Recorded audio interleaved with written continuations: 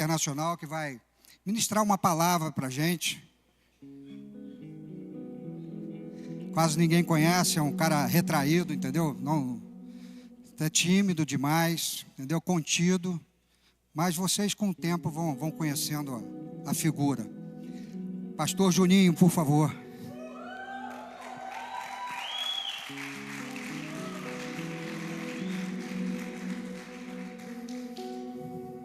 Vamos ficar de pé, vamos orar pelo Juninho.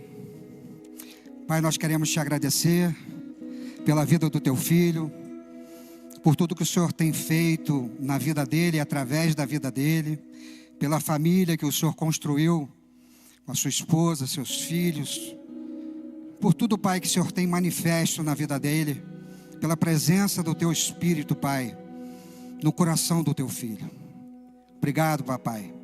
Que ele seja usado mais uma vez essa noite como um canal do fluir do Senhor, para tocar o coração da tua igreja, para falar à tua igreja aquilo que é do teu desejo, a tua vontade.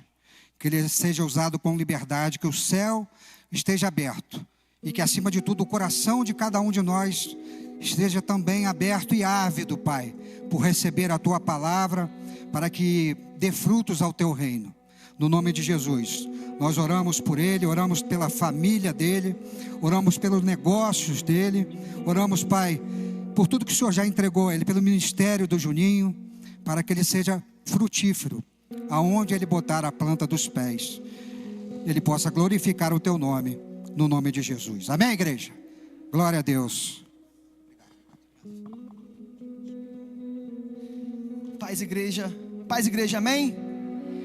Boa noite. Quantos estão felizes na presença do Rei de toda a terra? Um pouco mais de retorno para mim aqui, por favor, Brandão. Glória a Deus. Sunamita, Caio, Sulamita, né? Caio, Silvana. Acho que são os únicos nomes que não me conhecem, que vou me apresentar para vocês. Meu nome é Juninho. Sou casado com a Mila. Sou pai do Suyan e da Antonella. Obrigado, ficou ótimo assim. Muito obrigado pela presença de vocês aqui nessa noite. Fui incumbido hoje de trazer uma palavra ao coração da igreja. E Ezequiel, livro do profeta Ezequiel, capítulo 1, por favor. Vamos começar a construir algo. Eu creio que Deus colocou uma palavra no meu coração.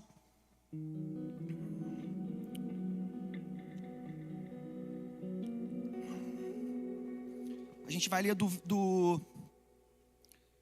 1 ao 3, por favor, João. Depois nós vamos pular no 47, por favor. Livro do profeta Ezequiel, capítulo 1. Vou esperar vocês acharem.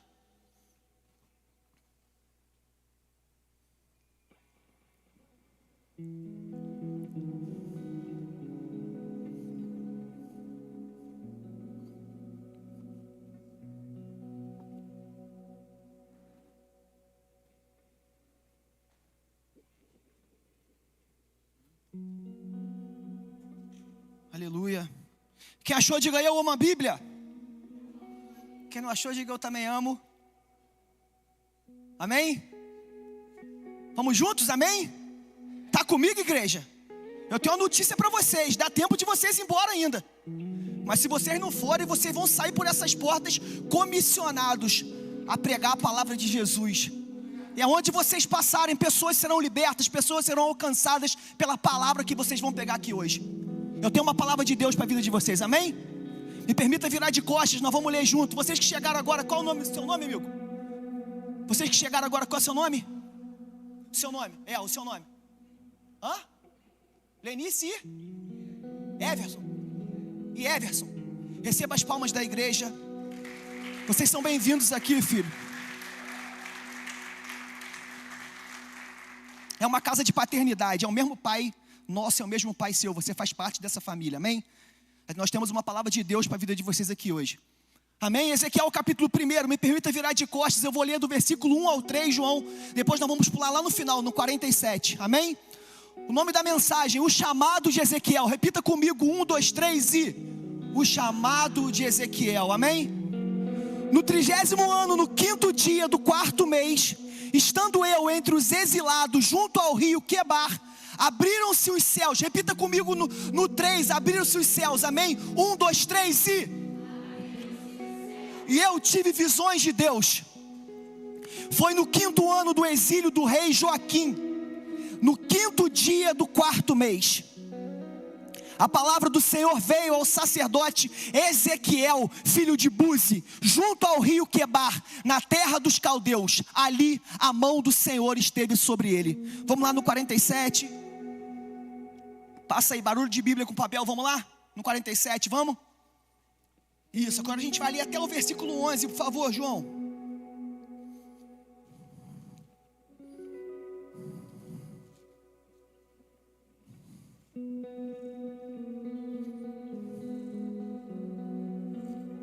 Amém? O homem levou-me de volta à entrada do templo e vi água saindo de debaixo da soleira do templo e indo para o leste, pois o templo estava voltado para o oriente. A água descia de debaixo do lado sul do templo ao sul do altar. Ele então me levou para fora pela porta norte e me fez dar uma volta pelo lado de fora, até a porta externa que dá para o leste, e a água fluía do sul. À medida que o homem foi para o lado leste, com uma linha de medir na mão, mediu 1000 côvados e levou-me pela água que batia no tornozelo. Ele mediu mais 1000 côvados e levou-me pela água que chegava ao joelho. Mediu mais 1000 e levou-me pela água que batia na cintura. Mediu mais 1000, mas agora era um rio que eu conseguia atravessar, que eu não conseguia atravessar, porque a água havia aumentado e era tão profunda que só se podia atravessar a nado. Era um rio que não se podia atravessar andando. Ele me perguntou: filho do homem, você vê isto? Levou-me então de volta à margem do rio. Quando ali cheguei, vi muitas árvores em cada lado do rio. Ele me disse: essa água flui na direção da região situada a leste e desce até a Arabá, onde entra no mar. Quando deságua no mar, a água ali é saneada. Por onde o rio passar, haverá todo tipo de seres vivos e de peixes, porque essa água flui para o mar, transformando a água salgada em água doce, de modo que por onde o rio fluir, tudo viverá. Pescadores estarão ao longo do litoral, desde En-Gedi até En-Eglaim. Haverá locais próprios para estender as redes. Os peixes serão numerosos e de muitos tipos, como os peixes do mar grande. Até aí, João. Mas os charcos e os pântanos não ficarão saneados, serão deixados para o prover a sal. Obrigado, Senhor, pela tua palavra. Fale conosco, Jesus, não tem a ver comigo. Se não fosse eu, era outra pessoa aqui, mas eu me coloquei à disposição para trazer uma palavra ao coração dos seus filhos, e que os seus filhos tenham um coração, Pai, como a terra fértil, receber uma palavra aqui nessa noite, através do Teu Espírito que habita em nós, nos capacitar, nos dar entendimento, abrir os nossos olhos, nos levar, Pai, naquilo que o Senhor nos chamou para ser e principalmente fazer, Jesus. Obrigado por tudo, é assim que nós oramos em nome de Jesus, amém.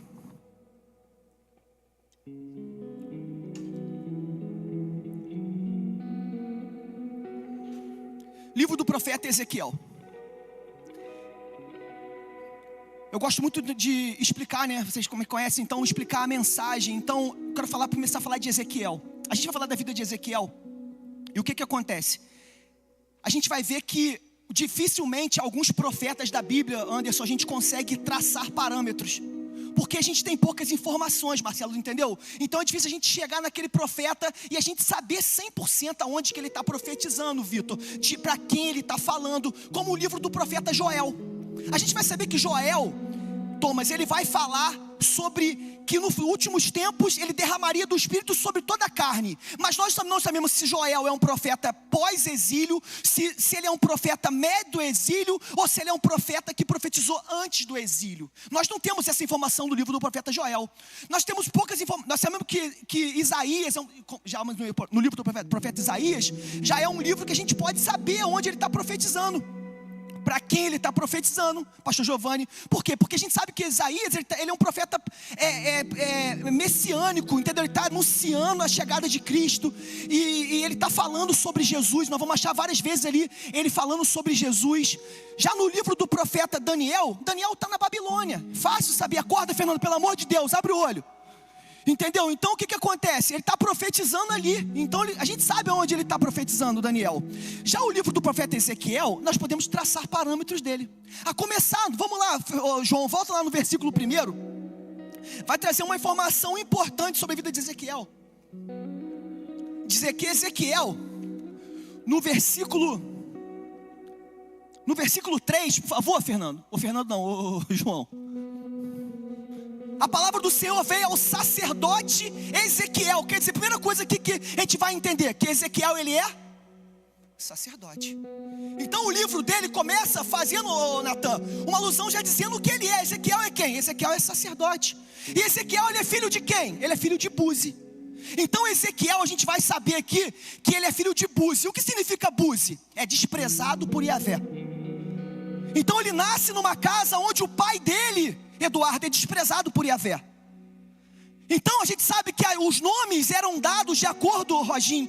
A gente sabe que na cultura judaica, vamos supor, tudo que acontecia na gravidez ou algo que acontecia era motivo para eles colocarem o nome no filho, Veltinho. Você lembra disso?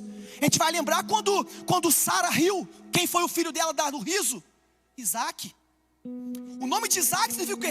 Riso, porque Sara riu quando o anjo do Senhor apareceu, e pela idade dela, disse que ela teria um filho. Ela foi e riu, e falou assim: porque você riu, o nome do seu filho será Isaac.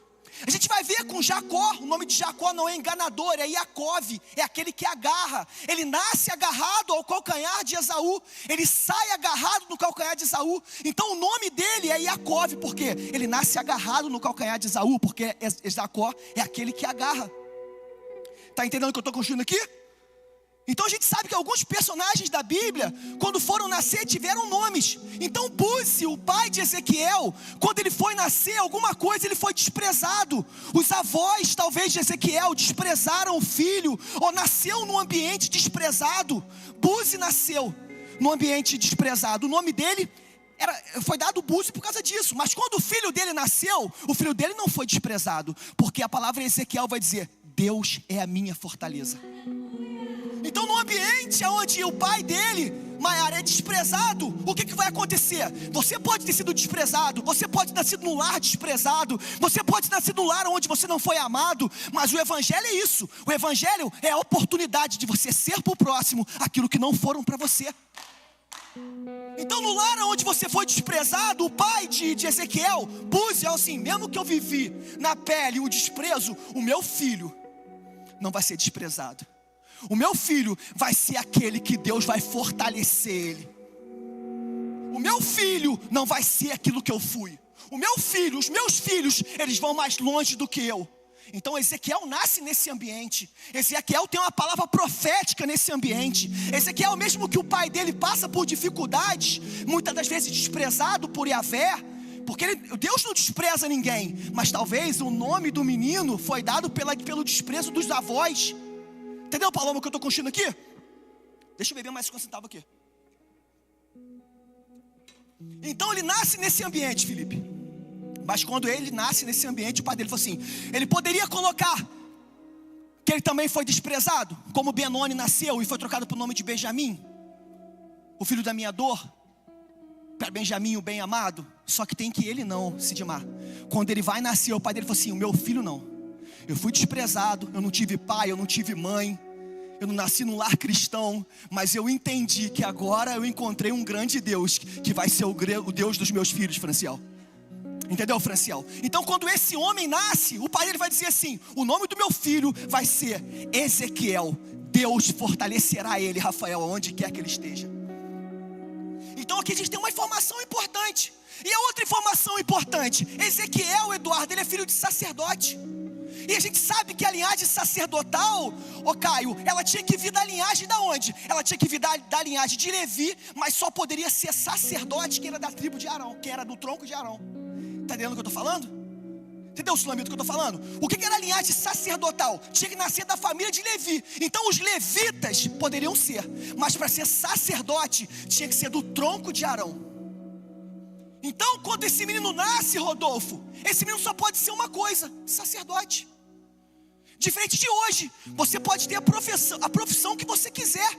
O seu filho não tem obrigação de ser a mesma profissão que você. Mas nesse contexto, Ramon, ele teria que ser, Janaína, aquilo, Bebeto, que o pai dele era. Então esse menino já cresce sabendo, cara, a única coisa que eu vou ser é sacerdote. Esse menino cresce numa família sacerdotal, aonde o quê? Aonde a única coisa que ele sabe é que ele vai ser sacerdote. Ele nasce com a cabeça assim, cara, mas os outros estão estudando isso, os outros podem estudar aquilo, os outros podem ser isso, os outros podem ser aquilo, mas o que eu posso ser é sacerdote. Eu fui chamado para ser sacerdote. E uma coisa que você não poderia ser sacerdote, a gente vai lembrar, o que não poderia ser sacerdote? Ter limitações físicas, pastor Giovanni, o senhor lembra bem disso? Ter limitações físicas, porque lá dizia que porque gera um apontamento para o sumo sacerdote. Quem é o sumo sacerdote? Cristo Jesus. Então, Rebeca, por ter esse apontamento para Cristo, que Cristo é o sacerdote perfeito, desde então já tinha uma palavra, que o sacerdote, ele não poderia ter defeito. Então, com certeza, Ezequiel não tinha defeito. A palavra não nos revela que Ezequiel tinha algum defeito. Então, Ezequiel tinha tudo para ser sacerdote. Ele está nascendo numa família, pastor, onde ele vai ser sacerdote. Ele não tinha limitação física. Entendeu? E o que o sacerdote precisava ter? A gente sabe que o sacerdote, ele com 25 anos, ele era o que, Rafael? Ele era ungido. E a gente vem aqui de uma visão, amor e fé. Acho que é o que a gente mais carrega no nosso DNA aqui, o mais lindo que ficou impresso em nós, pastor Giovanni, é o jeito que a gente se move no tabernáculo. Dificilmente a gente se move, as pessoas se movem no tabernáculo igual o conhecimento do tabernáculo que essa igreja tem. Os mais antigos então. E a gente sabe que a unção dos sacerdotes era onde? Na orelha direita. Quem está aqui comigo? Lembra disso? Ungia a ponta da orelha direita para quê? Porque o sacerdote, ele tinha que ouvir e ter um filtro daquilo que Deus falava para poder passar para o povo. Porque o sacerdote, Caio, o que era o sacerdote, Estevão? Era aquele que ouvia do povo e passava para Deus. Está aqui comigo que eu estou construindo? Então, Rafael, eu tinha que ter um ouvido ungido, Kelly, para quê? Para escutar a palavra do Senhor e ter um filtro, não ser uma esponja para escutar qualquer coisa que falam e sair replicando de qualquer maneira. Ele tinha que ter um filtro no ouvido. Então ele tinha que ter óleo e o sangue no ouvido. Segundo lugar, no polegar direito, lembra disso? Ele tinha que ser ungido no polegar direito, porque era a mão do serviço, era a mão do trabalho. Ele tinha que ter as mãos preparadas para a obra do Senhor. Está aqui o que eu estou construindo, Tobias? Está entendendo, Thomas? O que eu estou falando? Então ele tinha que ter o polegar direito, o lado direito. Amém? Já a hashtag fica a dica, a direita. Então, a orelha direita, amém? Dedo direito e o polegar do pé direito. Por que ele tinha que ser ungido no pé direito, no polegar? Para poder entrar no santo. Ele com 45 anos, ele era quem acendia a menorá. Ele era quem entrava no santo lugar. Então ele tinha que ter os pés ungidos para entrar na presença do Senhor. Entendeu, Anderson, o que eu estou falando? Então esse homem, a única coisa que ele aprendeu foi isso. E os sacerdotes, Veltim, a gente sabe que eles tinham que estudar. Chegava a 25 anos, eles eram ungidos. Só que tem que apesar, Marcelo, de ser ungido depois, eles estudavam mais 5 anos para ser sacerdote. Primeira coisa que eles tinham que aprender, eles tinham que aprender veterinária. Por que, Juninho, veterinária? Porque eles eram aqueles que examinavam a oferta do cordeiro. Eles eram aqueles que recebiam a oferta do povo, olhava o animal e via se o animal, entendeu, Kelly, que eu estou falando? Eles viam se o animal, ele era sem defeito. Por isso que Jesus, quando ele veio, ele teve que se apresentar a um sacerdote. Pera, escuta o que eu estou falando com vocês aqui. Jesus, quando ele veio como cordeiro perfeito. Qual é seu nome mesmo? É João, seu nome? Seu nome é qual? Diego. Por isso, Diego, quando Jesus veio, filho, ele teve que se apresentar ao sacerdote. E naquela época, o sacerdócio de Jerusalém estava corrompido. Era Anás e Caifás. Por quê? Porque Anás não teve um filho homem. Então Caifás era genro dele. Então ele coloca Caifás para poder ser sacerdote. Mas naquela época a palavra não está no templo, a palavra está no deserto. Aí quando o cordeiro chega, Vitor, ele vai dizer algo. Eis o Cordeiro de Deus que tira o pecado do mundo. Porque ele era o único que poderia. Ei, João, vê se eu estou na condição, João, de ser sacrificado. Quando ele pisa os pés, João fala assim: é ele, o sacrifício perfeito que chegou. Então, João Batista não é um maluco no deserto. João Batista não é um louco com pele de camelo comendo gafanhoto com mel. João Batista, ele é de uma linhagem sacerdotal, tanto de Zacarias como de Isabel. Ele está ali esperando para que pudesse analisar o Cordeiro de Deus. E uma nota de rodapé: ele não é o Cordeiro de Deus que tirou, ele é o Cordeiro de Deus que tira até hoje, se você se arrepender dos teus pecados. Ele continua todos os dias te lavando, se você continuar se arrependendo. Isso não é uma carta de alforria para você poder pecar. Mas se pecar, eu tenho algo a dizer para você: ele te lava de novo dos seus pecados. Então, a veterinária é algo do DNA dele. Outra coisa que ele tinha que fazer, ele tinha que aprovar as ofertas. E ver o pastor Giovanni falando aqui de oferta é constrangedor. Porque é um homem que eu conheço que já dizimou até carro na vida dos outros. Então esse papel de ensinar a igreja a ofertar tem que vir de alguém que conhece, que sabe, que já faz, que já fez. Por quê? Porque é ele que orienta o povo a forma de ofertar. Porque senão, pastora, seria cobrado ao sacerdote. Entendeu, pastor?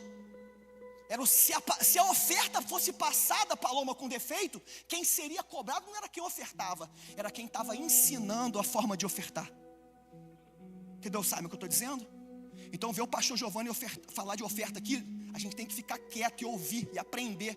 Porque eu já vi esse cara dizimar carro da vida das pessoas. Tá entendendo? Então esse cara, eles sabiam disso. Então outra coisa que ele tinha que aprender, ele tinha que aprender de agricultura. Por quê? Ele analisava os grãos dos cereais, Rafael. Entendeu o tático que eu estou falando? Ele era um cara que tinha que discernir o tempo. Por quê? Porque não tinha relógio naquela época, Bebeto. Então ele tinha que oferecer, Daniel, 3 sacrifícios por dia: de manhã, à tarde e à noite. Como ele via isso? Pelo sol. Então ele estudava o sol, estudava o tempo. Então esse homem, ele cresce numa família onde vai aprender isso. Ele sabe um pouco de medicina. Por que medicina? Tu lembra quando Jesus ele purifica da lepra e fala: se apresenta ao sacerdote? Por quê? Era o sacerdote, Verônica, que analisava a lepra. Ele pegava assim: se tiver pus é lepra, se não tiver é só uma mancha, é só uma marca, é só uma doença. Então esse homem, ele nasce numa família aonde ele tem que analisar lei moral, lei civil e lei religiosa. Então ele tem 5 anos para estudar isso. Entendeu, Simon? Então ele tem 5 anos para estudar isso quando ele foi ungido. E quando ele foi ungido com 25 anos, o que vai acontecer?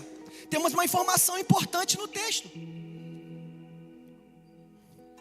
Se ele é ungido com 25, ele tem que começar a exercer o sacerdócio com 30 anos. Porque 30 anos era quando ele começava, 50 anos era quando ele se aposentava, Elô. Entendeu? Então olha só a informação do texto no capítulo 1, João, vamos lá. No 30º ano, olha comigo isso aqui, olha só, Marcelo. No 30º ano, no 5º dia do 4º mês, estando eu entre os exilados. Esse 30º ano aqui é o aniversário dele. Esse 30º ano é quando ele fez 30 anos, pastor Giovanni. No 5º dia do 4º mês, estando eu exilado. Por quê? Porque ele está há 4 meses, no 5º dia do 4º mês, ele está 4 meses na Babilônia quando ele foi levado. Por quê? Deixa eu explicar uma coisa para vocês. Em 606, Nabucodonosor invade Jerusalém. Na primeira leva dele, ele leva 10.000 cativos. E ele vai levar mais o pessoal da corte. O pessoal mais renomado é quando vai Misael, Ananias, Azarias e Daniel. Lembra disso? É quem que é? Sadraque, Mesaque, Abidnego. Lembra disso? É a primeira leva dele. Ele vai levar os mais doutos, os mais inteligentes, os que têm uma cultura mais forte. Tanto que esses homens, eles são letrados. Eles vão para onde? Eles vão servir no palácio. Na primeira leva de Nabucodonosor, em 606, ele vai levar a primeira leva, Kelly. Então ele vai levar Sadraque, Mesaque, Abednego e Daniel.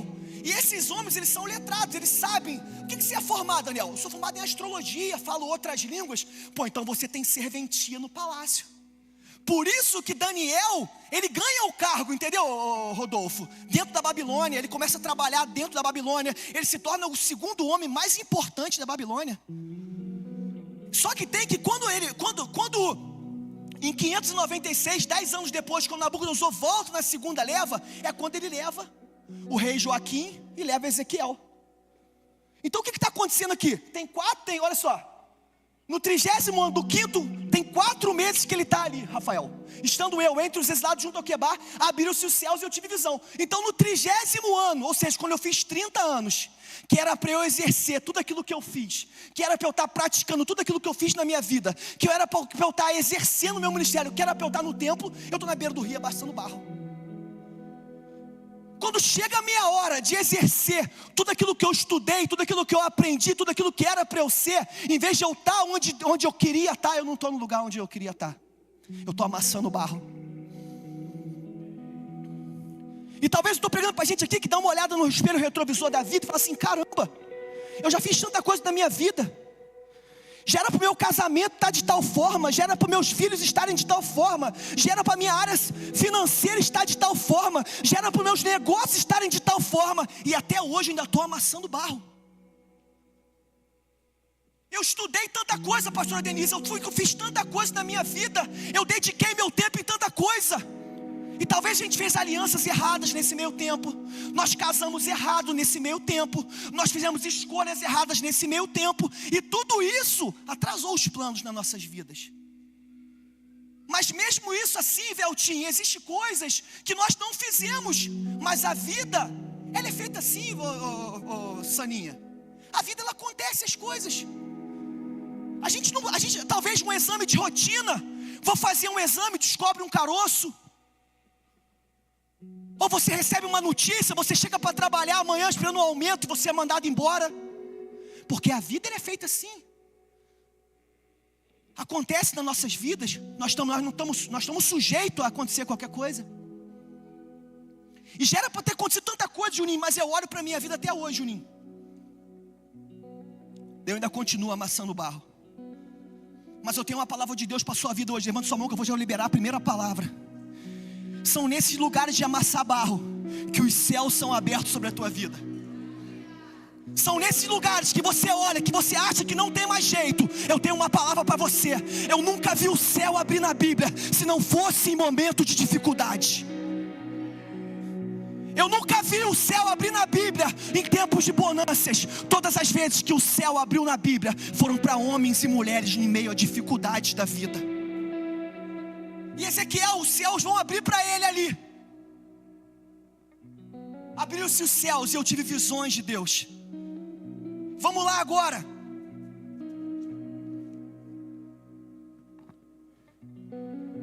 Isaías, no capítulo 6, no versículo 1.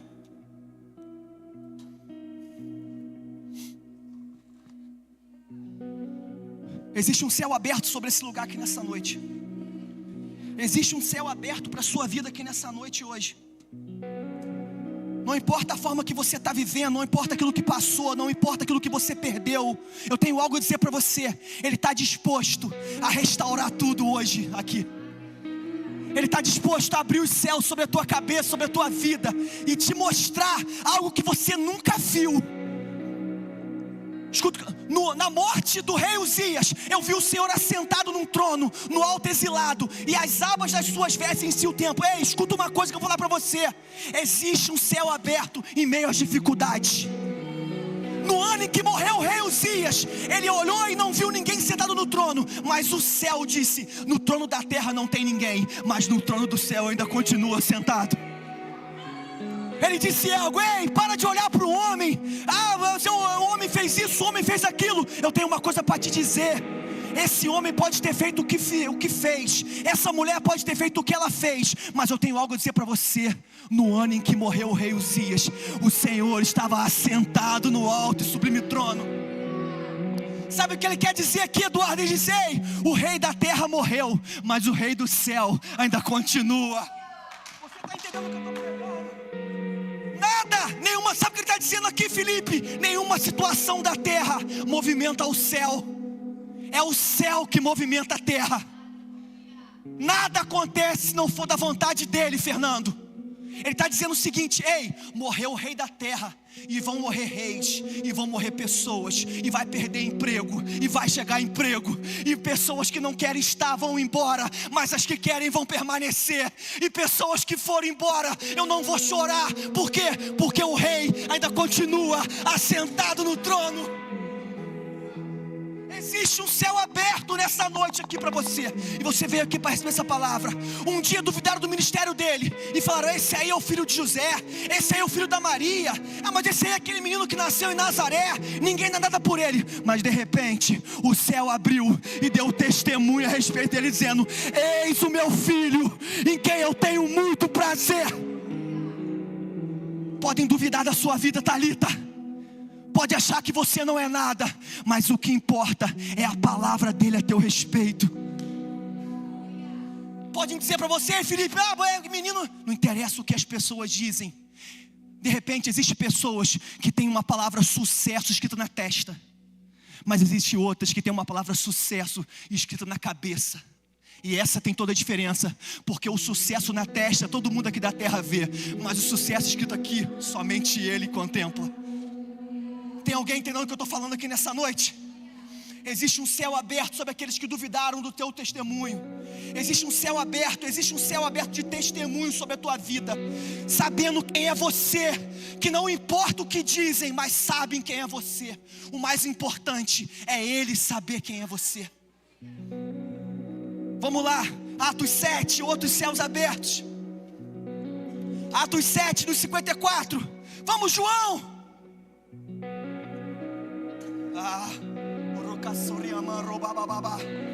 Olha só, igreja, escuta isso aqui. Ouvindo isso, ficaram furiosos e rangeram os dentes contra ele, caluniaram ele. Vamos, João. Estevão, porém, cheio de quê? Vamos juntos, cheio de quê? Levantou os olhos para o céu e viu a glória de Deus, e Jesus estava em pé. É a primeira vez na Bíblia que vocês vão ver ele em pé no trono, recebendo as pedradas da tua vida. É a primeira vez que você vai ver ele em pé, vendo os seus sacrifícios. É a primeira vez que você vai ver ele em pé, olhando para a sua vida e dando testemunho: eis o meu filho amado, em quem eu tenho prazer. Passa mais um. Então disse: vejo. Vamos repetir isso aqui, igreja. Vejo. Vamos mais uma. Deixa, João, volta um. Então disse, 1, 2, 3 e...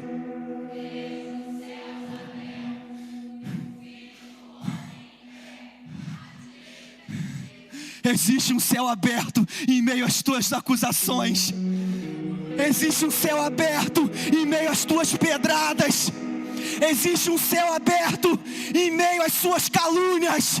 E tenho algo a dizer para você: ele não está sentado, ele está em pé à destra do Pai. Franciel, ele nunca está em pé, mas nas pedradas de Estevão, volta mais um, João.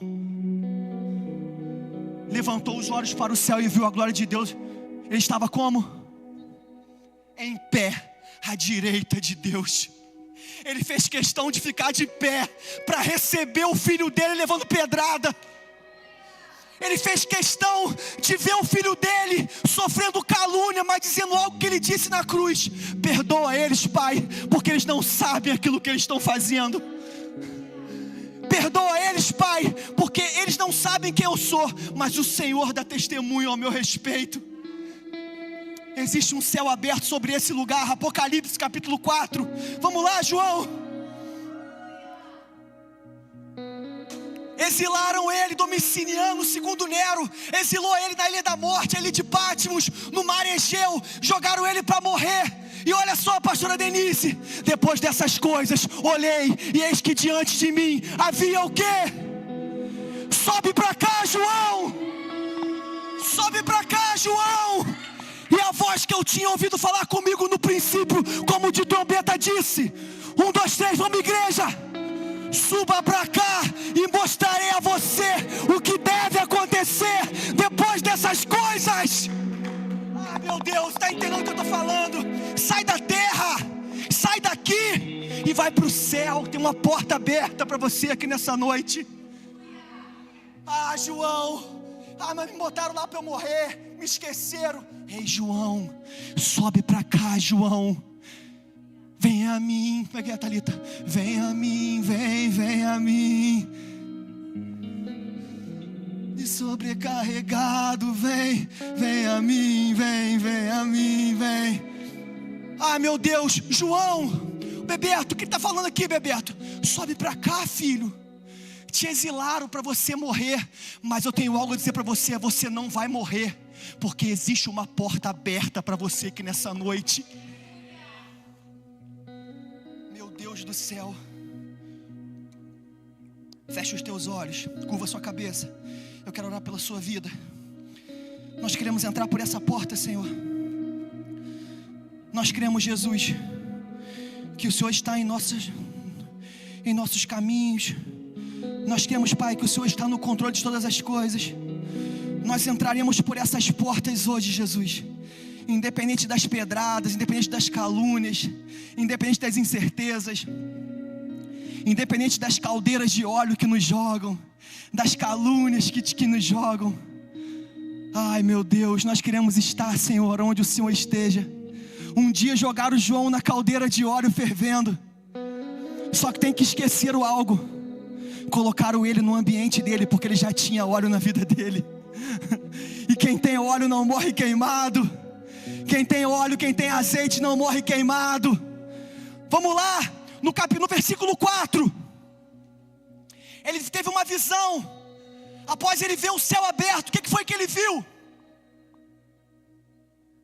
1:4, João.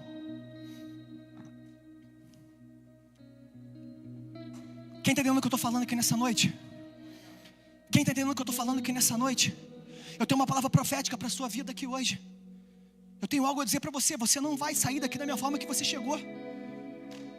Na Bíblia eu creio até na capa. Eu estou falando para você, estou pregando a palavra de Deus aqui. É ela que tem o poder de mudar a nossa vida. A crer nessa palavra e será salvo tu e a tua casa. Olha só. Não, João, no 1:4, lá em Ezequiel. Sobe para cá, João. Olhei e vi uma tempestade. Repita comigo, tempestade. 1, 2, 3 e... que vinha do norte, uma nuvem imensa com relâmpagos e faísca, cercada por uma luz brilhante. O centro do fogo parecia metal reluzente. Escuta o que eu estou falando com vocês. Ele olhou. Por quê? Porque do norte, a Babilônia ficava no norte. Então ele falava assim: veio uma nuvem, vai vir uma tempestade. Por quê? Porque a vida é assim, Sidmar. A gente tem que estar preparado para a próxima. Quem foi que te prometeu que não ia mais acontecer? Quem foi que te prometeu que os céus iriam se abrir e você não teria mais problema? Não, ele está dizendo algo. Ei, ainda pode acontecer uma tempestade, mas eu tenho algo a dizer para a sua vida. Continua.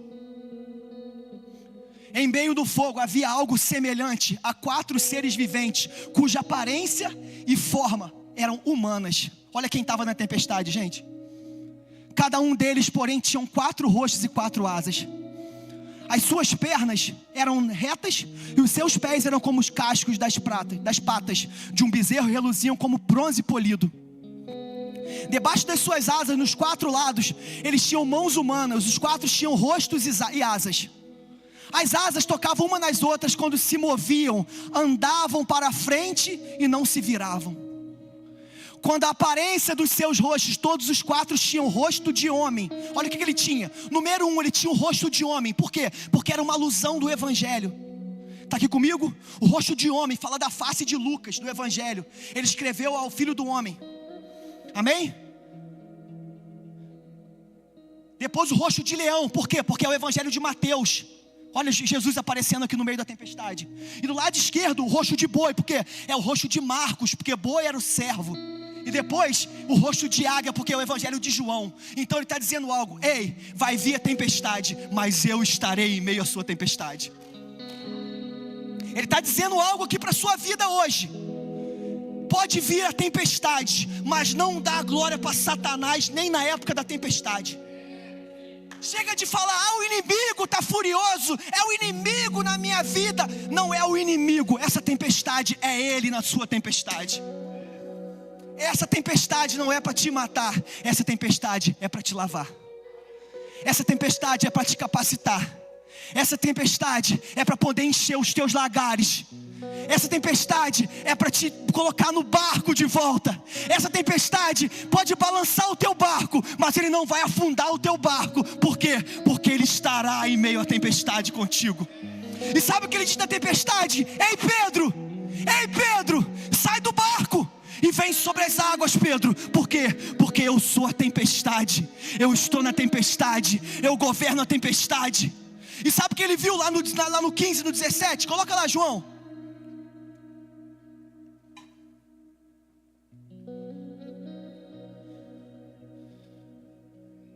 Enquanto eu olhava para eles, vi na terra uma roda, ao lado de cada um dos seres viventes, como os seus 4 rostos. Esta era a aparência e a estrutura das rodas, reluziam como o crisólito. Aos 4 tinham aparência semelhante, cada roda parecia estar uma dentro da outra. Ou seja, essas rodas, elas giravam no sentido horário e no sentido anti-horário. Marcelo, está entendendo como? Sabe o que ele está dizendo aqui? Eu sou o Deus do teu passado, mas eu também sou o Deus do teu futuro. Ele está dizendo, eu estou contigo na Babilônia, aonde Jeremias está profetizando. Eu estou contigo em Jerusalém, aonde Jeremias está profetizando. Eu estou contigo no palácio, aonde Daniel está dando a palavra. Mas eu estou contigo também, Ezequiel, na beira do rio Quebar.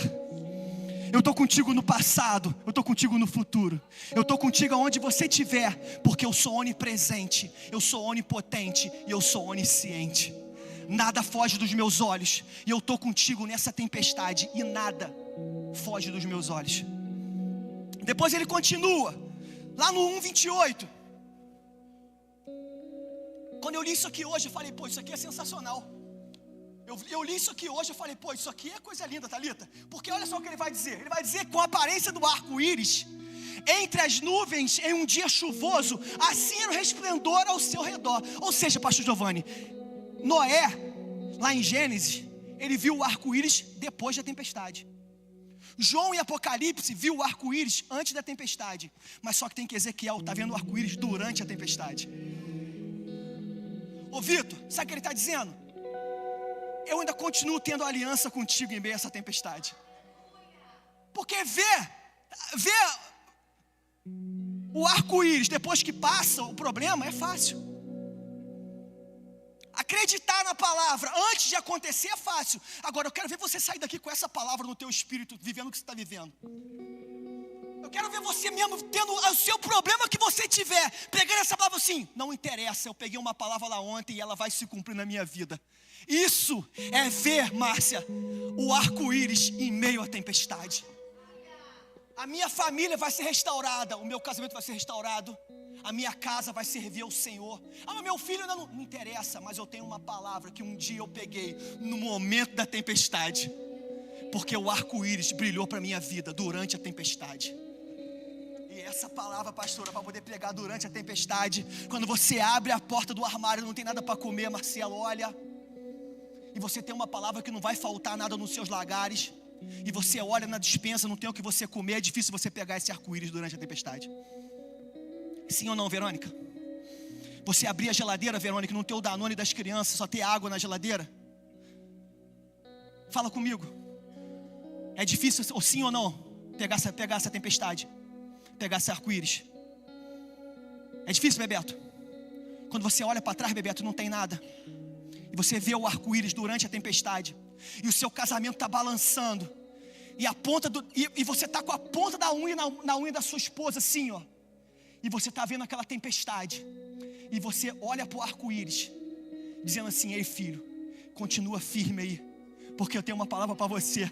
Existe uma tempestade, mas existe um arco-íris em meio à tempestade. Existe uma aliança que não foi quebrada ainda, mesmo que o seu barco esteja balançando, porque ele viu o arco-íris em meio à tempestade. E depois disso tudo, ele falou o seguinte: o teu chamado não é mais para ser profeta, não é mais para ser sacerdote. Eu estou te dando hoje, levanta sua mão que eu vou liberar uma palavra. Eu estou te dando hoje uma unção de profeta na tua vida, Ezequiel. Eu estou te dando uma palavra hoje aqui nessa noite. Você vai sair daqui hoje profetizando. Você vai botar a mão nos seus filhos e vai profetizar. Você vai botar a mão no seu casamento. Você não veio aqui hoje para pegar óleo ungido, nem lenço não. Você veio aqui hoje para pegar uma palavra. Você não veio aqui hoje para pegar sabonete ungido para passar no corpo, não. Você veio aqui hoje para pegar uma palavra. É a palavra dele que tem poder. Eu estou falando para vocês hoje, estou liberando uma palavra aqui. O seu chamado não é mais esse. E sabe o que ele vai dizer lá, João, no 2, no 8? Coloca lá, João. No versículo 2, no 8, ele vai dizer o seguinte: você não é mais sacerdote. Você foi, beleza, tudo que você fez até agora se esvazia do teu poder e da tua glória, porque eu tenho algo novo para a sua vida. Ah, Juninho, mas não interessa, se esvazia, porque hoje é dia de viver algo novo. Ah, mas antes era assim, eu fiz assim, eu queria ser isso. Não é o que você quer ser, é o que ele tem para a sua vida. E o chamado hoje é para ser profeta. Porque sacerdote, eu tenho algo para dizer para você, Felipe. Sacerdote é você ouvindo o povo e colocando o coração, a miséria, porque isso é misericórdia. A palavra misericórdia é miséria cardia, ou seja, é o sacerdote falando: ei Jesus, coloca o teu coração aqui na minha miséria, tenha misericórdia. Mas o chamado de profeta é o contrário, é ele chamando você para colocar o coração dele em você. O chamado de profeta, Eduardo, ele falou assim: ei Eduardo, a partir de hoje, você vai sentir no seu coração o que Jesus está sentindo. Você vai começar a chorar pelas pessoas, ter o amor pelas pessoas, da mesma forma que Jesus iria ter. Sacerdote é você se preocupar com você. Agora, profeta é você se preocupar com o próximo. Sacerdote é você querer para você. É você talvez alguns dias ir lá com aquele garfo como Ofni e Finés, enfiar lá no cordeiro e pegar a maior parte. Mas no dia de profeta não, negão. No dia de profeta é o dia de ele colocar o coração dele no teu e falar: ei Juninho, chora por esse povo, chora por essa família, chora por essas pessoas, porque são essas pessoas que eu quero salvar. Eu tenho algo a dizer para a vida de vocês aqui nessa noite. O dia de hoje é o dia de você virar profeta. 2:8, João. Mas você, filho do homem, ouça o que digo a você, Ezequiel: não seja rebelde como aquela nação. Abra a boca, o que eu vou dar a você agora, igreja. Então olhei e vi a mão de alguém estendida para mim. Nela estava o rolo de um livro, que ele desenrolou diante de mim. Em ambos aos lados do rolo estavam escritas palavras de lamento, prantos e ais. Ele me disse: filho do homem, coma o que encontrar, coma este rolo, depois vá falar ao povo de Israel. Sabe o que é, Vitor? Sabe o que ele está dizendo? Chega de falar sem sentir. Chega de liberar a palavra sem sentir. Agora você não vai somente sentir, você vai viver o que eu estou vivendo. Coma o rolo. Pega a Bíblia, pega o coração de Deus e coloca no teu coração. Você vai começar a viver e sentir o que Deus vai sentir por pessoas. É possível amar com o amor de Jesus, não é somente no radical não. É você comendo o rolo do livro e se tornando um profeta aqui nessa noite. Muito mais importante do que ser um sacerdote é se tornar um profeta para essa geração. É chorar por essa geração. Aqui nessa casa nós temos um pastor profeta. Ah, é porque ele revela? Não, porque eu vejo ele várias vezes chorar por vocês todos aqui. Eu vejo ele sair da casa dele com medicamento. Eu vejo ele tirar do bolso dele e entregar. Eu quero ter um coração igual ao dele, porque ele é um profeta. Ah, você, mas ele é profeta porque ele nunca viu ele entregar um CPF? Não, profeta é aquele que chora por um povo. Profeta é aquele que sente no coração o que o povo está sentindo. E você está indo atrás aí de revelação, mas isso não é profeta. Profeta é aquele, Simon, que você está sem comida em casa. Ele fala: ei Simon, tem 1 quilo de arroz aqui, negão, toma meio quilo para você aí. Profeta é aquele que: ah pastor, meu filho está passando mal, o que você está precisando aí, filho? porque a sua dor é a minha dor. O profeta é aquele que coloca o coração dele na tua miséria. Por quê? Porque o profeta é o coração de Deus aqui, pastor Giovanni, aqui na terra. Aí ele fala: Ezequiel, vem para cá. Vem para cá, Ezequiel. Aí ele coloca o coração, porque profeta é isso. Lembra Elias lá no Querite, William?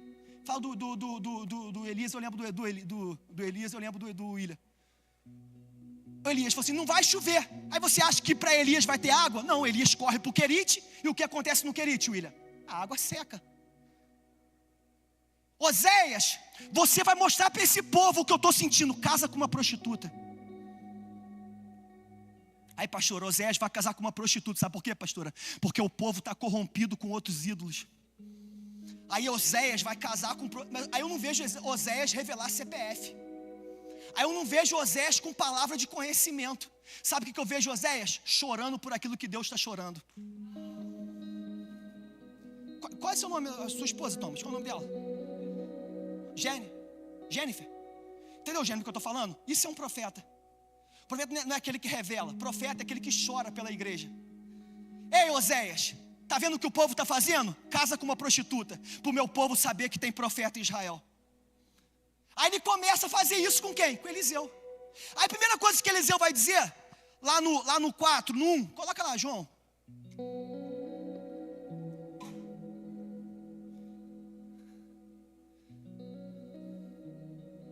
Vai dizer o seguinte: sim, faz uma maquete de Jerusalém. Faz uma maquete de Jerusalém. E você vai deitar 395 dias virado de costas para essa maquete. Por que isso? Porque quando você for pregar sobre cerco, sobre abandono, você vai precisar ter passado por aquilo. Por isso que você passa por tantas coisas, porque é Ele te mostrando que você é um profeta. Senta de costas para esse povo poder ver o que ele está passando. E quando alguém sentar na tua mesa, você tem esse testemunho para dar. Porque é o testemunho que cura. É aquilo que ele está fazendo com você, aquilo que ele está fazendo você viver, que você vai ter o testemunho para falar assim: ei, coloca a mão aqui, ô Tomé. Ele ressuscita no corpo glorificado, com as chagas na mão, dizendo: ei, Tomé, coloca a mão aqui, ó. Porque são as suas cicatrizes que vão curar outras famílias. Porque vocês são profetas. Depois ele vai falar o seguinte, lá no versículo, lá no não precisa passar não, filho, nós vamos ganhar tempo aqui. Depois vai dizer o seguinte: agora faz o seguinte, faz um bolo de cocô aí e come. Que isso, pai? Eu nunca comi nada impuro. Tudo bem, eu vou aliviar para você, pode ser de esterco. E ele começa a fazer isso com o profeta. Porque profeta é isso. Profeta chora. Profeta sente. Profeta geme. Mas dentro vai gerando um profeta. E depois, lá no 5,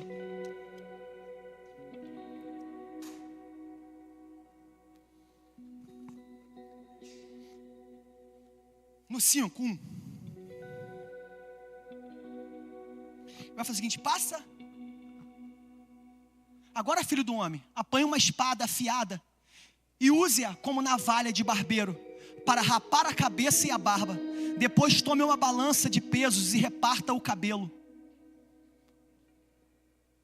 Quando os dias do cerco chegar ao fim, queime no fogo dentro da cidade 1/3 do cabelo. Pegue 1/3 e corte-o com a espada ao redor de toda a cidade. Espalhe 1/3 ao vento, porque eu os perseguirei com a espada desembainhada. Não existia para um homem uma desonra maior do que cortar a barba e o cabelo, pastor. E é isso que ele está fazendo com o profeta. Sabe essa desonra que você passa? Ele está te ensinando a ser profeta. Essa espada não é para você cortar o cabelo e a barba, não é para você enfiar nas pessoas não, Ezequiel. E ele começa a gerar um profeta. Por quê? Porque o profeta, ele começa a sentir o que Deus está sentindo. E às vezes você passa coisas que você murmura, que você não entende, que você está sendo formado, que você está sendo gerado. Isso te impede de você viver o que tem para a sua vida, de você falar para as pessoas o que você está vivendo. Porque em vez de você viver e ser curado, você murmura e não passa pelo problema. toda desonra que você está passando, que fizeram você passar. Entendeu, Marcelo? Você coloca ele sentado lá e fala assim: filho, isso eu já passei, cara. Próximo assunto, filho. Senta aqui comigo que eu tenho uma palavra de Deus para você. Ah, mas fizeram isso aqui comigo, disseram isso aqui para mim. Olha como é que ele fala comigo, olha o que disseram. Senta aqui comigo que eu tenho uma palavra de Deus para você. Eu já passei por isso aí. E ele me curou de tudo. Hoje eu tenho um remédio para as outras pessoas, porque eu já passei por isso daí.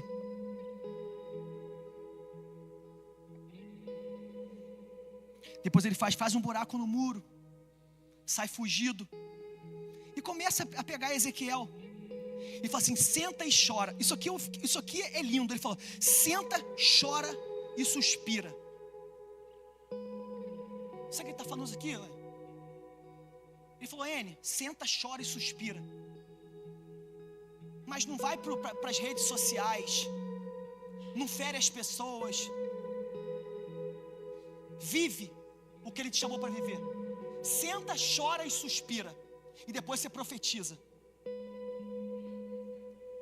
No 24:15, para mim, para poder fechar, é isso aqui.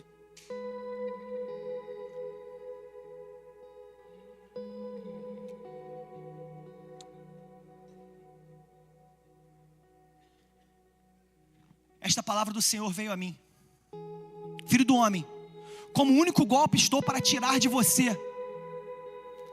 Gente, olha só isso daqui: o prazer dos seus olhos. Contudo, não lamente, nem chore, nem derrame nenhuma lágrima. Não permita que ninguém ouça o seu gemido. Não pranteie pelos mortos. Mantenha o turbante ajustado à cabeça e as sandálias nos pés. Não cubra o rosto, nem coma a comida costumeira dos pranteadores. A gente vai até o... Passa mais um. Assim falei de manhã ao povo, e à tarde minha mulher morreu. No dia seguinte, fiz o que me havia sido ordenado. Passa mais um. Então o povo me perguntou: você vai nos dizer que relação essas coisas têm conosco? Ele está dizendo o seguinte: Felipe, eu vou tirar a sua esposa de manhã. Eu vou tirar a doçura dos seus olhos de manhã.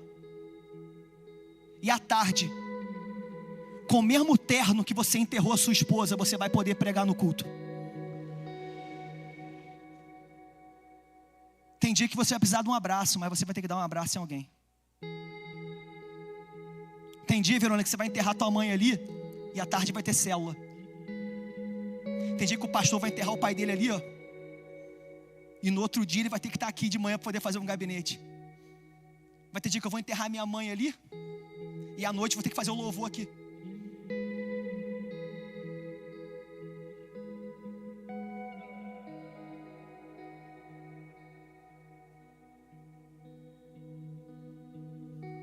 Sabe por quê, Caio?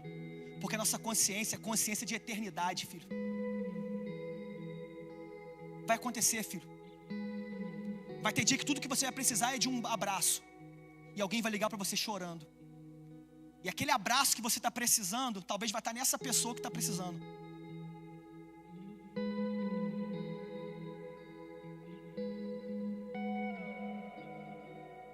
Vai ter dia que você vai estar precisando, mas você é profeta, cara.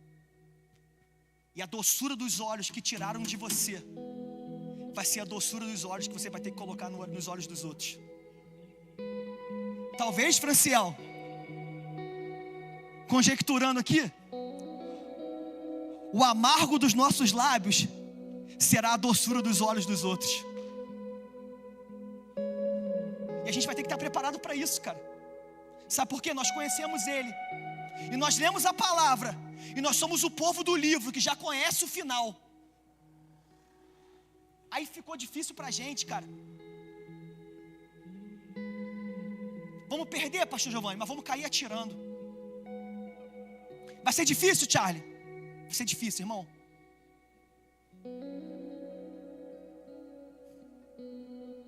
Mas você imagina, Charlie, perder um filho igual ele perdeu na cruz pela nossa vida?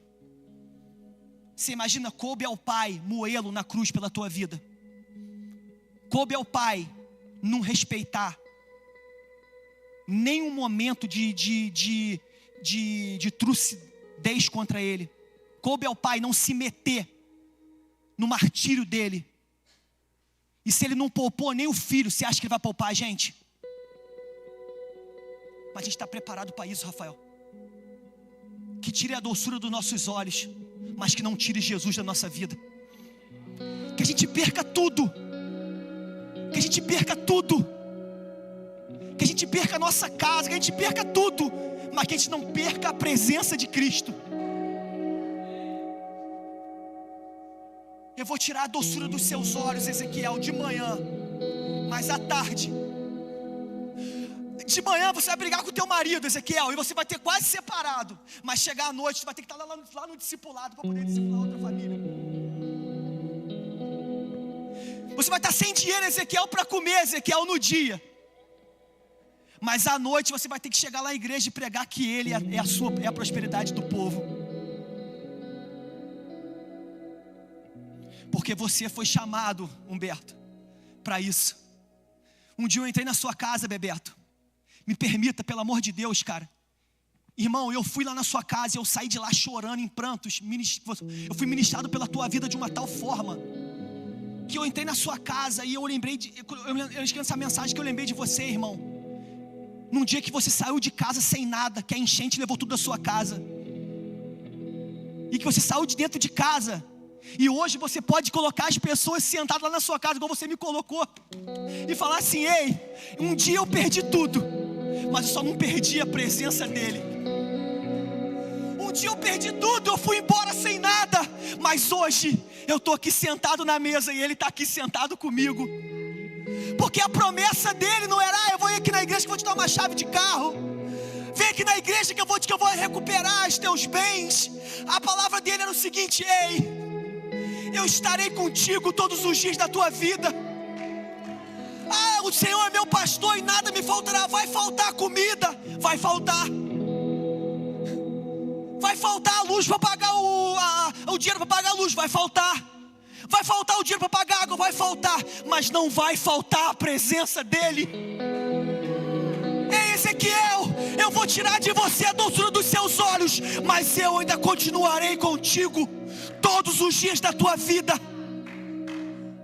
E ali, depois de tudo que acontece, eu assim: Ezequiel, no 37 para mim é uma visão célebre que todo mundo conhece. Coloca lá no 37. Ei, Ezequiel, você é profeta, Ezequiel. Não murmura, chora, lamenta, vive, coloca a mão e cura. Ezequiel, você é profeta. Você não é profeta do caos, você é profeta que traz vida. E só traz vida quem entendeu que nessa vida já está desapegado a tudo. Só traz vida quem tem uma palavra de vida. Ei, Ezequiel, lamenta, chora, se corrói, se tranca no quarto, chora liga o chuveiro e chora no chuveiro. Ezequiel, chora durante o carro, quando você deixar seus filhos no colégio. Mas eu tenho algo para dizer para você: à noite tem discipulado, Ezequiel. À noite tem culto, Ezequiel. À noite tem a palavra, Ezequiel. Fala para essa pessoa que está do seu lado aí do serviço: ei, Jesus é bom e a tua misericórdia dura para sempre. E no 37, Eduardo, uma visão célebre. Olha só, a mão do Senhor estava sobre mim, e pelo seu Espírito Ele me levou para o meio de um vale cheio de ossos. Olha só, olha para mim aqui, pelo amor de Deus. Ele pegou Ezequiel, falou: Ezequiel, vem aqui, eu vou te mostrar uma coisa. E colocou Ezequiel no meio. Levou Ezequiel no meio do vale. Vamos lá no meio daquela família lá. Ezequiel colocou no meio da família, no meio do problema, para ter uma visão do meio. Depois que ele pegou Ezequiel, colocou no meio, olha o que ele fez. Passa mais um, João. Ele me levou de um lado ao outro, ou seja, vamos dar um rolé. Depois que você foi no meio, olha por outro ângulo, Ezequiel, agora. Você foi no meio, né, Ezequiel? Viu o que estava acontecendo? Então vamos olhar com os outros olhos agora, Ezequiel. Vamos rodar. Ele me levou de um lado para o outro entre eles, e pude ver que era um enorme número de ossos no vale, é que os ossos estavam muito secos. Primeira coisa que ele vai dizer: profeta não é aquele que profetiza sem ir lá ver. Profeta não julga sem ver. Profeta não fala assim, não tem mais jeito não. Eu tenho uma coisa a dizer para você. Se a palavra for, só tem jeito de se nascer de novo. Você assim, essa é a mensagem do evangelho. Tem que nascer de novo. Entendeu, Caio? Esse aí só se nascer de novo. Fala assim, caramba, eu sei aonde que nasce de novo, Nicodemos. É só você mergulhar, que tem uma vida nova para você aqui. Tem que nascer de novo, Bebeto. Se nascer de novo, eu sei quem é que faz nascer. Vem cá, existe um Espírito Santo, rapaz. Ele não faz, ele não é aquele cara lá da meditação. Ele não é aquele cara da cura interior. Ele é o cara que habita dentro de você. E somente ele vai fazer você nascer de novo, da água e do Espírito. Então, Ezequiel, olha de dentro e olha de fora, para você poder ter uma visão, Ezequiel, e começar a profetizar com o meu coração naquela família. Ao invés de você julgar Ezequiel, senta lá, Ezequiel, e vê a dor daquela família. Em vez de você falar, Ezequiel, qual foi a última vez que você perguntou o que ela precisava, Ezequiel? Em vez de você apontar o dedo, Ezequiel, qual foi a última vez que você pegou e apontou o Pix, Ezequiel, para aquela família? Em vez de você apontar e julgar, Ezequiel, qual foi a última vez que você chamou para tomar um café, Ezequiel, e perguntou o que ela precisava, Ezequiel? Aí Ezequiel continua, vamos lá no 3. Ele me perguntou, filho do homem, esses ossos poderão tornar a viver? Gente, Deus perguntou uma coisa para Ezequiel. Será que pode tornar a viver, Sidmar? Aí sabe o que Ezequiel falou? Cara, eu já vi casamento acabado dando casado para sempre. Eu já vi maconheiro pegando a palavra. Eu já vi um cara que traía a mulher, hoje ele dá curso de casados. Eu já vi um cara que roubava, agora ele trabalha e dizima. Eu já vi o que o evangelho faz, filho. Não tem a ver comigo, não tem a ver com o Senhor. E se o Senhor fez em mim, ao que ele vai responder: o soberano Senhor, só tu sabes. Ele falou, Ezequiel, gostei da palavra. Ele falou, pastor Giovanni, Ezequiel, gostei de você, Ezequiel. Você entendeu, Ezequiel? Você entendeu, Ezequiel? Porque eu fiz na tua casa, eu faço na casa daqueles que você visitar. Eu faço na casa daqueles que você entra e o pai briga com o filho e é um capeteiro dentro de casa e não respeita, e a mulher bate no marido e o marido não sei o que lá, eu não quero mais, não sei o que. Opa, senta aqui. Vamos abrir aqui a palavra, ver o que a palavra está dizendo. Aí ele sai de lá com a raiva de você que você não tem noção. Já aconteceu comigo, não sei se aconteceu com vocês. Aí você gente. O marido, né, tem que ser submisso à esposa, a esposa submissa ao marido, mas o marido tem que estar morto. Aí você começa a ajeitar, porque existe vida no vale dos ossos secos. E sabe o que? Você não é o remédio, mas você tem o remédio. E quando você chega lá, a direção não é tua, a direção é do livro.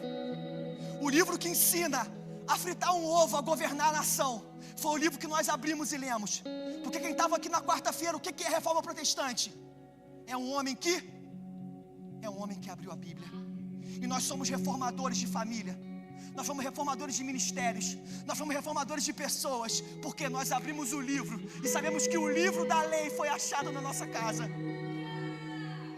Então Ezequiel, pode Ezequiel voltar a viver o vale de ossos secos? Mas Ezequiel, um problema na família danado. Tem uma coisa para dizer para eles. Se eles se submeterem ao livro e à voz do Senhor, eu tenho uma coisa para dizer para vocês. Existe um ruído que os 206 ossos se unem, osso a osso, um de cada vez. É só eles obedecerem a palavra do Senhor. Sabe por quê, na minha casa, os 206, talvez 206 não juntaram ainda não. Não vou ser hipócrita, está juntando, sei lá, uns cento e pouco ali, mais ou menos, entendeu? Mas está juntando, entendeu, pastor Giovanni? Ele vai juntando. Nós não estamos da hipocrisia, que também está todo mundo aqui no céu ainda, entendeu como? Mas nós estamos juntando os ossos aqui, Bebeto, está entendendo? Estamos ali nos 170, vamos juntar um osso de cada vez, vivendo de glória em glória. Mas nós estamos todo dia, pastor Giovanni. Faz um ruído, tem hora, rapaz, que é uma doideira, um barulho, mas fez um estrondo. Entendeu, Rebeca? Aí nós estamos juntando osso a osso ali, ó. Entendeu, Rodolfo? Por que não junta tudo de uma vez? Junta os ossos, junta a pele, junta os tendões. Entendeu, Sidmar? à medida que você vai obedecendo, vai se submetendo, vai renunciando, e vai morrendo, e vai obedecendo, e vai adorando, e vai jejuando, e vai abrindo a palavra, e os ossos vão se juntando, Ezequiel. Aí não tem mais a ver com você, tem a ver com ele, porque ele disse que é onde você... Aí ele disse uma coisa para Ezequiel: profetiza, Ezequiel. Chega de chegar na casa das pessoas e falar assim: aqui não tem jeito. Fala assim: tem jeito, porque eu sou profeta, e a sua família servirá ao Senhor, assim como a minha família serviu ao Senhor. Aí essa visão do 47, do 37. Pode vir o louvor aqui, por favor. No 45 tem uma visão do templo, porque o livro de Ezequiel ele é dividido em quatro partes. Do 1 ao 3 é o chamado de Ezequiel. Do 4 ao 24 é o juízo de Jerusalém. Do 25 ao 32 é o juízo dos inimigos. E do 33 ao 48 é restauração. E no 45 ele fala do templo.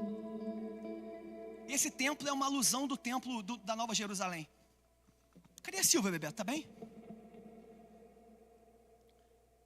No 45 ele vai fazer uma alusão do templo,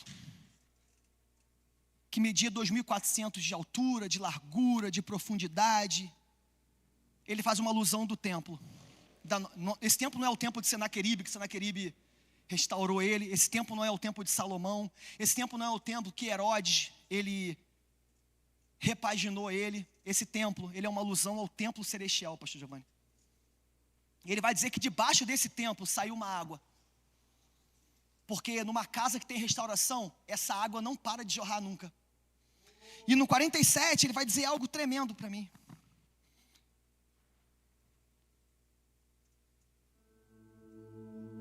Coloca no 47 para mim, por favor, para a gente poder terminar. Pode ficar de pé, igreja, por favor.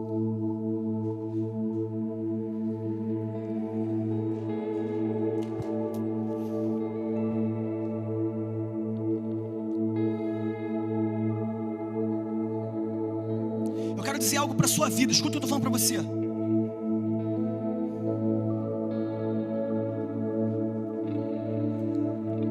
No início do culto eu disse algo aqui, eu falei que Ezequiel, ele começa o ministério dele amassando barro.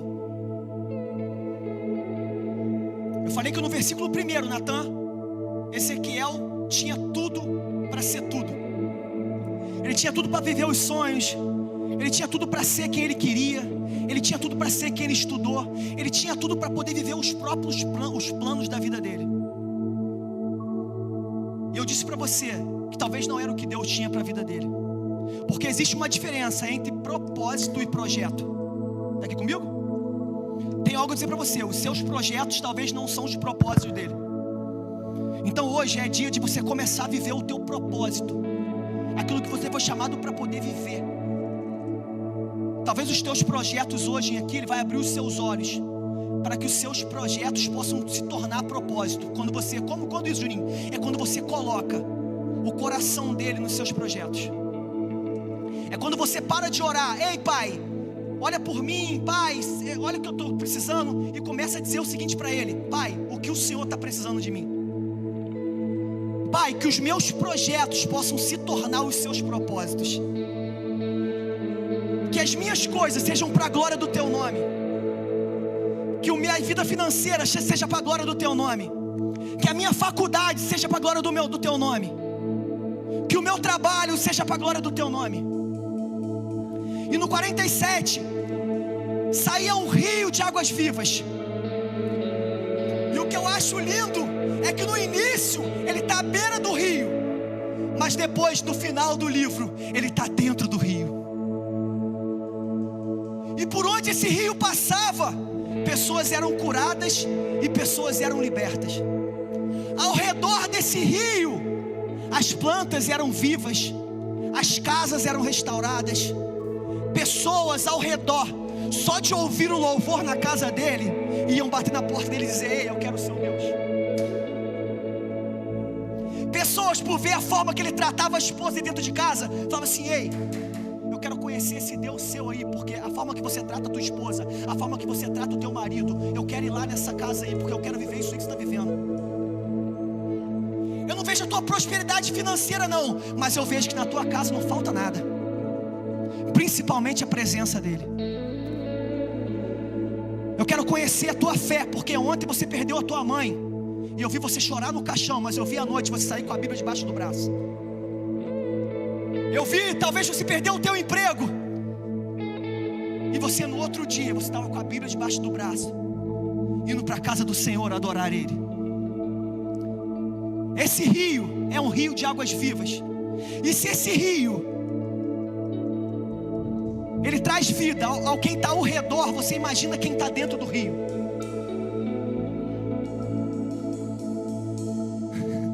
Você pode escolher ficar na porta, na beira do rio, amassando barro, ou você pode escolher entrar nesse rio para poder viver uma vida de profeta, aonde Deus chamou você para ser profeta, aonde Deus chamou você para ser voz nessa geração, aonde Deus chamou você para ser voz aqui na igreja, aonde Deus chamou você para ser voz aonde você trabalha, aonde Deus chamou você para ganhar vidas, ganhar almas, impor as mãos sobre os enfermos, impor as mãos sobre aqueles que estão acorrentados, sobre aqueles que precisam. Você foi chamado para isso. Chega de ser sacerdote somente. Hoje você precisa entrar para um lugar de profeta.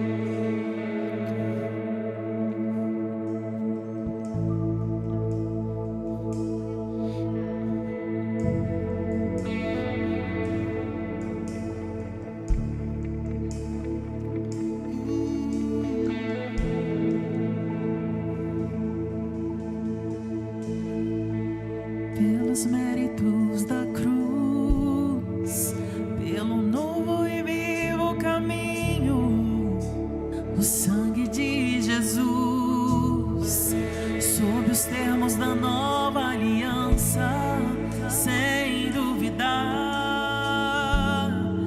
vou pra mais perto, há uma recompensa, eu sei que é só me chegar.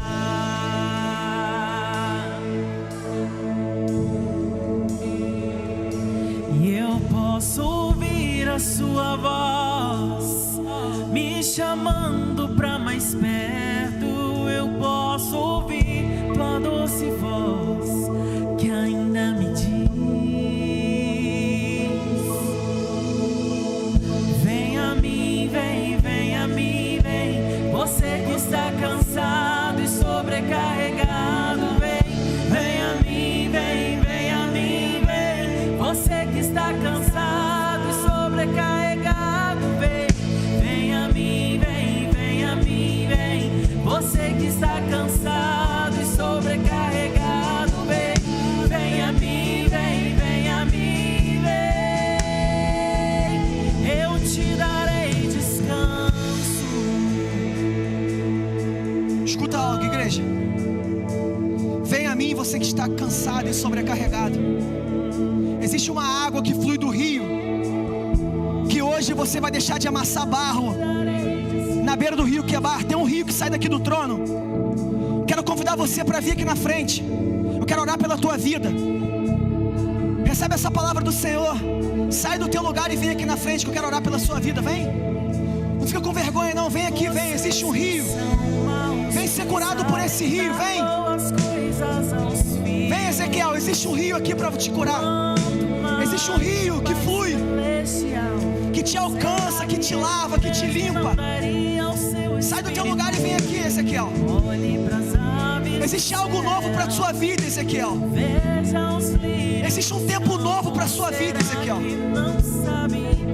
Você não é o que você quer ser, Ezequiel. Você é o que eu tenho para a sua vida.